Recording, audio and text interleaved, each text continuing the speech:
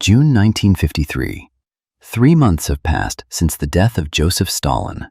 The Soviet Union is governed by a triumvirate: Georgy Malenkov, head of the Soviet government; Nikita Khrushchev, head of the party apparatus; and Lavrentiy Beria, who has taken charge of the newly merged Ministry of Internal Affairs. Beria has consolidated colossal power in his hands. The entire secret police, the Gulag camps, and foreign intelligence are now under his direct control. His longtime associates have begun to genuinely fear him. Furthermore, Beria has launched into a flurry of activity, proposing one sweeping reform after another. The fear of his growing influence has become so intense that a conspiracy has begun to brew within the Politburo.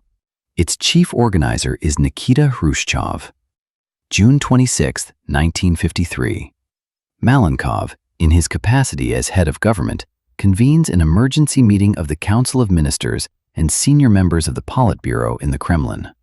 Formally, this is a routine session to discuss ongoing economic matters and the state budget. For the conspirators, it is crucial not to startle Beria, and their plan works. As soon as the meeting begins, a pale and visibly shaken Malenkov immediately gives the floor to Khrushchev. Without hesitation, Khrushchev accuses Beria of attempting to seize power, intending to hand over East Germany to the capitalists, and even spying for Great Britain in the 1920s. Khrushchev immediately calls for Beria's removal from all official posts. Immediately after, upon a prearranged signal, a group of military officers led by Marshal Georgy Zhukov enters the office and arrests Beria. Until his trial, Beria is held in an underground bunker at the headquarters of the Moscow Military District. On December 23, 1953, his case is reviewed by a special tribunal of the Supreme Court, presided over by Marshal Ivan Konev. Beria is convicted of an anti-Soviet conspiracy and espionage and is sentenced to death. The sentence is carried out that very day. This is the official version of events. However, this story has several major flaws. First, it is built entirely on the personal memoirs of those who participated in these events. Yet their testimonies contradict one another completely and are filled with discrepancies. Second, the Beria case remains classified to this day.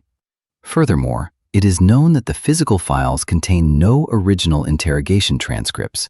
Only typed copies are preserved. Third, not a single photograph or video exists showing Beria after his supposed arrest. Fourth, there are no documents confirming either his execution or his cremation. Archives do not even contain an arrest warrant for Beria. All of this provides strong reasons to believe that the official version is a complete fabrication. But what really happened to Beria? According to Nikita Khrushchev's memoirs, Beria's arrest supposedly took place during a meeting of the Council of Ministers, to which Khrushchev had invited all members of the Politburo. However, neither Khrushchev nor any of the other memoirists could recall the name of a single cabinet minister who was present at this meeting. Furthermore, not a single minister wrote a word about such a session in their own memoirs. Vyacheslav Molotov claimed that Beria was arrested during a meeting of the Politburo. Lazar Kaganovich, however, wrote in his memoirs that it was a joint session of both the Council of Ministers and the Politburo. If such a joint session had indeed taken place, official transcripts, containing the decision to arrest Beria and open a criminal case against him, should have been preserved in the archives of both institutions. Yet, no such documents have ever been found in any archive.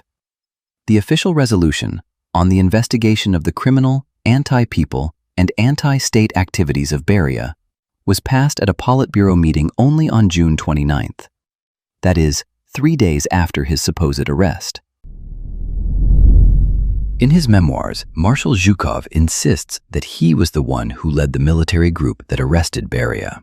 He claims that General Kirill Moskalenko, the commander of the Moscow air defense, was merely brought along for numbers.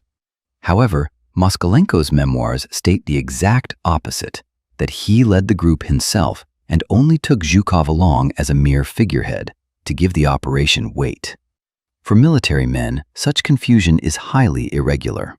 In the army, it is always strictly defined who holds the superior rank, who gives the orders, and who executes them. The session where Beria was supposedly arrested took place in Stalin's former office.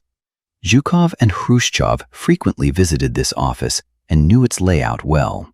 Therefore, they placed the arrest group in the most strategic location, the room of Alexander Poskrebyshev, Stalin's longtime personal assistant. This room had a hidden door leading directly into the main office, bypassing the general reception area. According to Zhukov and Khrushchev, the military officers, led by Moskalenko, waited for the signal there. Moskalenko, however, had never been inside this office before. He was only familiar with the standard layout of ministerial offices, which consisted solely of a reception area and a private lounge. Therefore, in his version of the story, Moskalenko placed the arrest group, along with Zhukov, in the general reception room. According to his memoirs, the conspirators were literally shaking with fear, surrounded by Beria's personal bodyguards. This is how Moskalenko described those tense minutes. During this time, each of us lived through and rethought a great deal. In the reception room, there were constantly 15 to 17 men in civilian and military clothes. These were aides, security guards, and personal bodyguards. Most of them were Beria's men. Lavrentiy Beria was allegedly arrested while sitting with everyone else at the Politburo table. Marshal Zhukov described it this way. I approached Beria from behind and commanded, "Stand up, you are under arrest." Before he could even rise, I pinned his arms behind his back, lifted him up, and shook him. Moskalenko, however, described the scene entirely differently. Everyone drew their weapons. I aimed mine directly at Beria and ordered him to put his hands up. Khrushchev, who supposedly sat next to Beria, told the story no less colorfully but completely differently. In his earliest version, which he shared with the head of the Uzbek Communist Party, Nuruddin Muhitinov, the arrest looked like this. At the appointed time, the members of the Politburo entered the meeting hall. When Beria, among the last, entered and took his seat, his guards and personal bodyguards were immediately isolated. Adjacent rooms were filled with special forces led by Moskalenko. At that very moment, the guard posts on the floors and throughout the Kremlin were replaced. Malenkov opened the Politburo session and announced, "Let us consider the matter of Comrade Beria," and gave the floor to Khrushchev. He directly and openly laid out the charges. When Beria began to vehemently deny everything, the others joined in the accusations. Realizing the danger, Beria reached for his briefcase on the table. At that second, Khrushchev quickly grabbed the briefcase, declaring, "None of your tricks, Lavrentiy." Inside, there was a pistol. After a sharp exchange, Malenkov announced, "Let us convene a plenum of the Central Committee and discuss everything there." Everyone agreed, except Beria. But as Beria was leaving the meeting hall, he was arrested right at the door and taken away. However, Khrushchev would later change this version to another, in which Marshal Zhukov appeared, while the pistol in the briefcase mysteriously vanished. According to Zhukov's memoirs, the arrested Beria was wrapped in a red carpet, dragged into a car, and placed on the floor under the second row of seats. Yet, according to Moskalenko, there was no carpet at all. Beria, surrounded by guards, was calmly led out of the Kremlin, placed in the back seat of a ZIS 110 government limousine, and driven to the Moscow garrison guardhouse. Thus, even in the key details of those events, details that are simply impossible to forget, the testimonies of the eyewitnesses diverge. Everyone tries to prove that Beria was indeed arrested, but everyone lies about it in their own way. What really happened in the Kremlin on June 26th? Let us turn to the memoirs of Beria's son, Sergo, who at the time was a leading military engineer and designer of secret Soviet missile systems. On June 26, 1953, my father was at the dacha. I left earlier, around 8 in the morning, and an hour later I was already in the Kremlin. My father's office was located in the opposite building. At 4 in the afternoon, we were supposed to brief him on the preparations for an upcoming nuclear test. That day, my colleagues and I were working in the Kremlin office of Boris Vanikov, one of the leaders of the Soviet atomic project and a close associate of my father. Around noon, a staff member from his secretariat approached me and called me to the phone. The legendary test pilot and two-time hero of the Soviet Union, Ahmet Khan Sultan, who tested aircraft fitted with my equipment, was calling. "Sergo!" he shouted into the receiver. "I have terrible news for you, but hold on.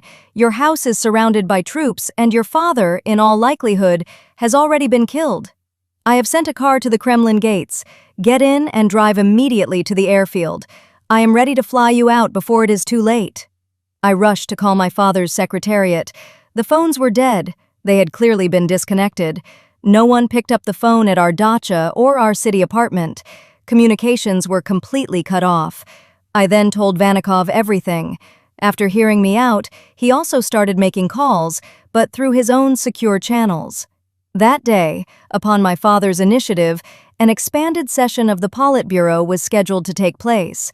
But Vanikov found out that the meeting had been abruptly cancelled and that something inexplicable was happening inside the Kremlin. To prevent me from being seized right in the Kremlin, Vanikov rode with me to our Moscow apartment on the Garden Ring. The area was indeed cordoned off by the military. They refused to let us into the courtyard for a long time, until Vanikov personally contacted Khrushchev by phone.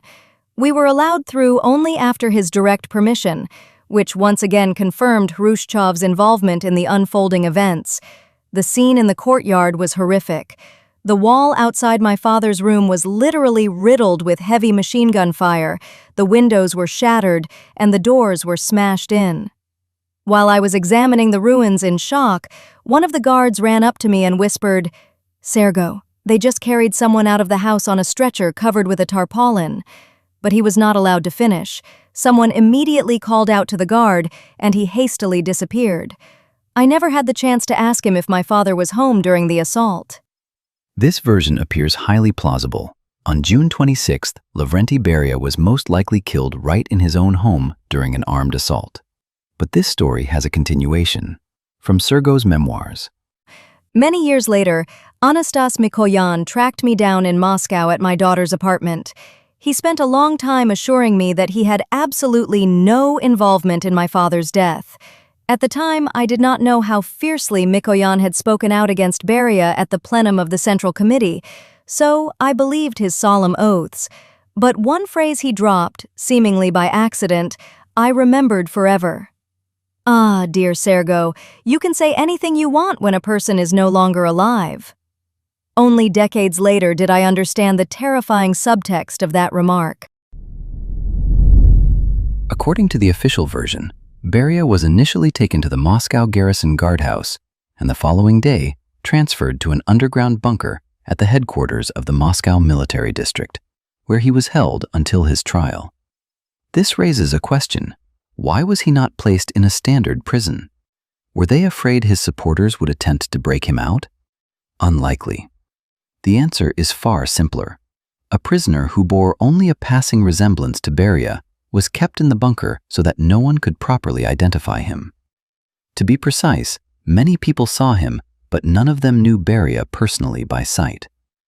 Andrei Suhomlinov, a former military prosecutor and retired colonel who personally examined the physical files of Beria's criminal case, presents several highly intriguing facts in his book, Who Are You, Lavrentiy Beria? The headquarters of a military district is, of course, a historic location, but completely unsuitable for holding suspects under investigation. Nor did the military possess any experience in such matters. In any case, when prosecutor's office investigator Tsarogradsky filled out the arrest form, the headquarters could not even take proper mugshots of Beria, full face and profile. They settled for a rather absurd photo taken by a staff photographer. Fingerprinting, a mandatory procedure upon arrest, was also never performed. Let us assume the military truly did not know how to properly process high-profile prisoners. But what was Tsarogradsky, a professional investigator from the prosecutor's office, doing? Suhomlinov continues. Ekaterina Kozlova, a typist for the Military Council and a veteran of the Moscow Military District headquarters, recalled that during Beria's entire stay in the bunker, movement throughout the inner courtyard was initially banned completely and later severely restricted.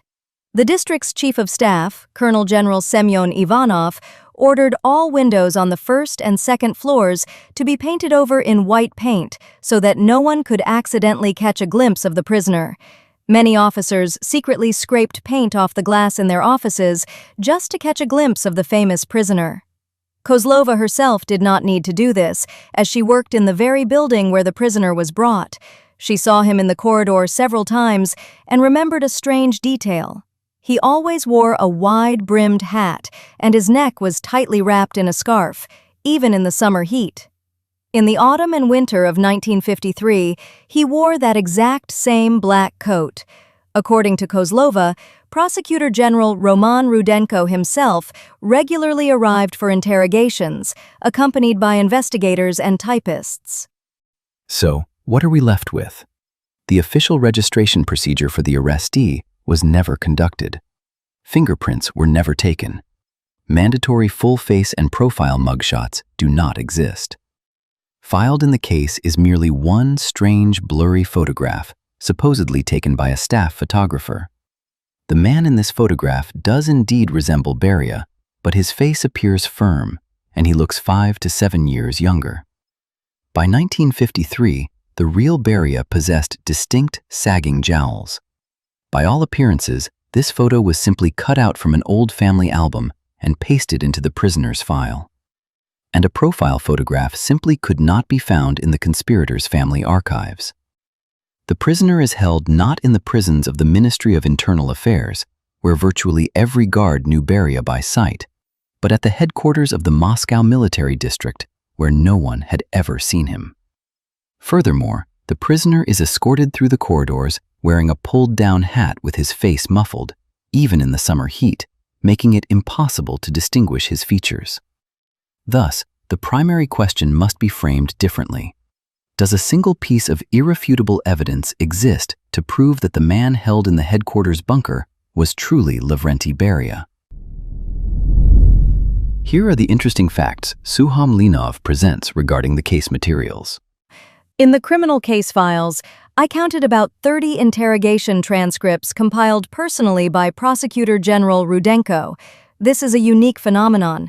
Prosecutors general almost never personally participate in the interrogations of suspects. This immediately raises a question. Why did the Prosecutor General suddenly decide to work as an ordinary investigator? Because of the exceptional importance of the case?